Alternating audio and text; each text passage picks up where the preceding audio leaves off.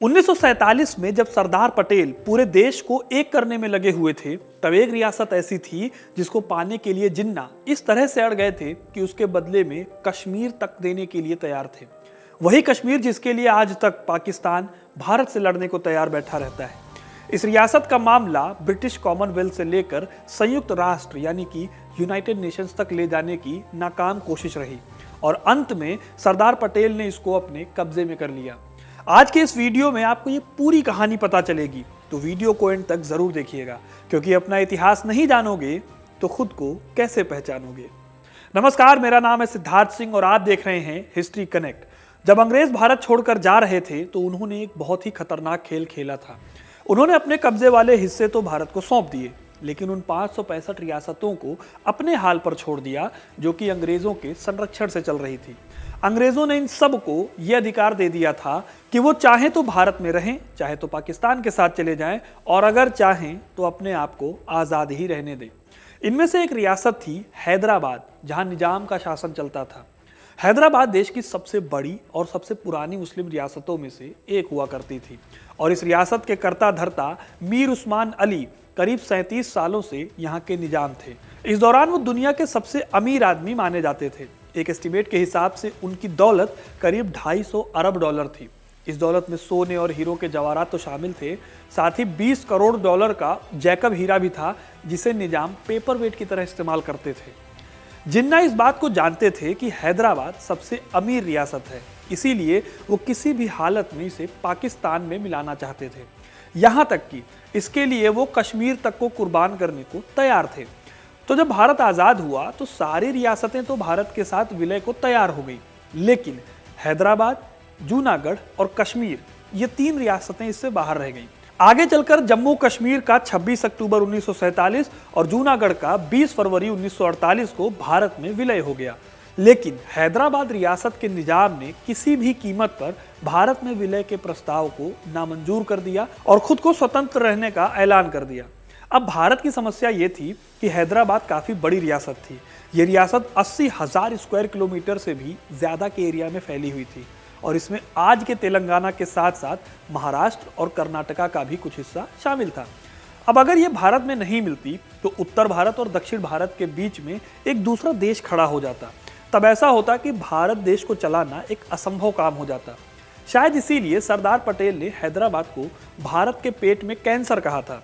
इसलिए भारत के लिए ना तो वो भौगोलिक रूप से और ना ही सांस्कृतिक रूप से और ना ही राजनीतिक रूप से ये पॉसिबल था कि हैदराबाद देश के बीचों बीच एक नासूर की तरह बना रहे।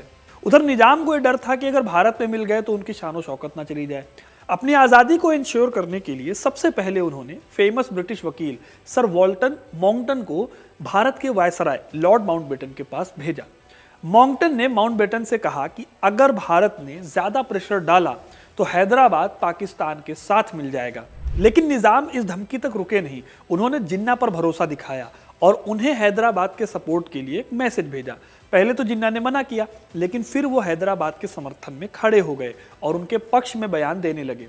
हिस्टोरियन रामचंद्र गुहा अपनी किताब इंडिया आफ्टर गांधी में कहते हैं कि जिन्ना ने निजाम के साथ खड़े होकर कहा कि अगर कांग्रेस ने हैदराबाद पर कब्जे की कोशिश की तो भारत का हर एक मुसलमान भारत की पुरानी रियासत को बचाने के लिए एक होकर उसे बचाएगा।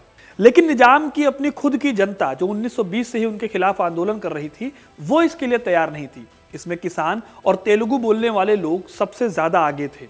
असल में हैदराबाद की 40% खेती पर या तो निजाम या फिर उनके करीबी जागीरदारों का कब्जा था। बाकी की 60% जमीन पर सरकार अपना लैंड रेवेन्यू सिस्टम चलाती थी, जिसमें कि जमींदारों की मनमानी चलती थी। किसानों से जमीन छीन ली जाती थी, जबरन मजदूरी कराई जाती थी और कई बार तो ये बात हैरेसमेंट तक भी पहुंच जाती थी। इसीलिए 1920 के दशक से किसानों ने निजाम के खिलाफ आंदोलन शुरू कर दिए थे और उनके साथ कम्युनिस्ट पार्टी और आंध्र जन संघम नाम की पार्टी खड़े हो गए। आंध्र जन संघम पार्टी तेलुगु भाषा को आगे बढ़ाने के लिए आंदोलन चला रही थी। उनकी मांगे थी कि तेलुगु भाषा को प्रमोट किया जाए और उनके लिए स्कूल और कॉलेज खोले जाए, क्योंकि हैदराबाद में उर्दू बहुत ज़्यादा जोर दिया जाता था उस पर। 1930 के दशक में यह पार्टी किसानों से जुड़ी और तेलुगु भाषा के साथ ही लैंड रेवेन्यू रेट को घटाने और जबरन मजदूरी को बैन करने के लिए भी आंदोलन चलाने लगी। फिर इसने अपना नाम बदल लिया, आंध्र महासभा कर दिया और कम्युनिस्ट पार्टी के साथ जुड़ गई। इस बीच वायसराय के बीच में पड़ने पर भारत और निजाम के बीच नवंबर 1947 में एक स्टैंड स्टिल एग्रीमेंट साइन किया गया। इसके तहत निजाम को अपनी विदेश नीति भारत के हवाले करनी थी और उन्हें किसी दूसरे देश से सीधे तौर पर संबंध नहीं रखना था।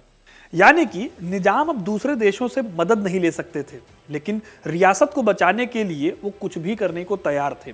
उन्होंने ब्रिटिश संसद से राष्ट्रमंडल में शामिल होने की मांग की, लेकिन सरकार ने मना कर दिया कि हैदराबाद तो अभी भी एक रियासत है, वो देश तो है नहीं, इसलिए उसे राष्ट्रमंडल का हिस्सा नहीं बनाया जा सकता। अब निजाम को लगने लगा था कि पटेल कभी भी हैदराबाद के विलय के लिए कड़े कदम उठा सकते हैं और शायद जंग भी हो सकती है, इसलिए उन्होंने हथियार जमा करने शुरू किए। निजाम के सेनाध्यक्ष मेजर जनरल एल एद्रूस ने अपनी किताब Hyderabad of the seven loves में लिखा है कि निजाम ने उन्हें खुद हथियार खरीदने के लिए यूरोप भेजा था, लेकिन उन्हें किसी ने हथियार नहीं दिए क्योंकि हैदराबाद तब तक एक रियासत ही थी, कोई आज़ाद देश नहीं था। फिर लंदन में निजाम के एक एजेंट जनरल मीर नवाज जंग ने एक ऑस्ट्रेलियाई कंपनी सिडनी कॉटन को हथियारों की सप्लाई के लिए मना लिया। इधर नवाब हथियार जमा कर रहे थे, उधर हैदराबाद की ज्यादातर जनता ने बगावत कर दी थी।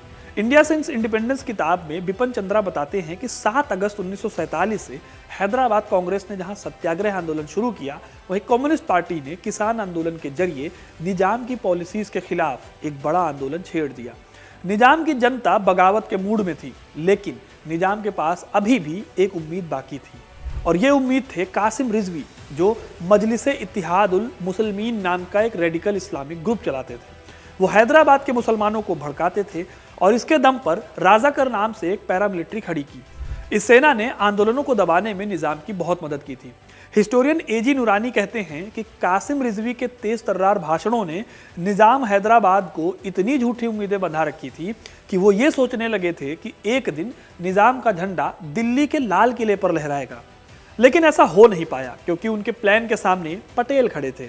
उन्हें निजाम के हथियार जमा करने की खबर लग चुकी थी, इसीलिए उन्होंने जून 1948 में पीएम जवाहरलाल नेहरू को एक लेटर में लिखा कि अब टाइम आ गया है कि जब निजाम को ये कहा जाए कि हैदराबाद में एक रिस्पॉन्सिबल गवर्नमेंट हो या फिर भारत में विलय से कम उन्हें कुछ भी एक्सेप्टेबल नहीं होगा।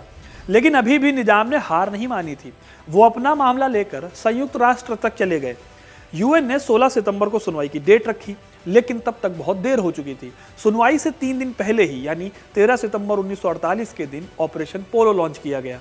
5 दिनों तक चली इस कार्रवाई में 1373 राजाकार मारे गए। हैदराबाद स्टेट के 807 जवान भी मारे गए। भारतीय सेना ने अपने 66 जवान खोए, जबकि 97 जवान घायल हुए। और इस तरह से हैदराबाद के निज़ाम की लाख कोशिशों के बावजूद, जिन्ना की बहुत सारी कोशिशों के बावजूद निजामशाही खत्म हो गई और हैदराबाद रियासत देश का हिस्सा बन गई। आपको ये कहानी कैसी लगी हमें कमेंट करके ज़रूर बताइएगा।